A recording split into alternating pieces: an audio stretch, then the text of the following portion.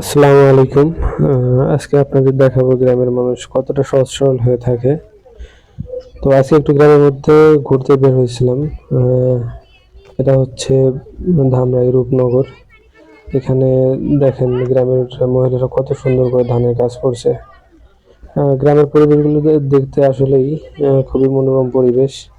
এই রোদের মধ্যে এরা এত পরিমাণে কাজ করছে তাও মুখে একটু ক্লান্তির ছাপ নেই। আসলে গ্রামের পরিবেশটা অনেক সুন্দর সুন্দর। দেখতেই পাচ্ছেন। এখানে এই রোদের মধ্যে কঠোর পরিশ্রম করছেন। বিশেষ করে এই এলাকার মহিলারা পুরুষদের সাথে কাজের অনেক সহযোগিতা করে। একটু ঘুরতে এসে এই জিনিসটা বুঝতে পারলাম।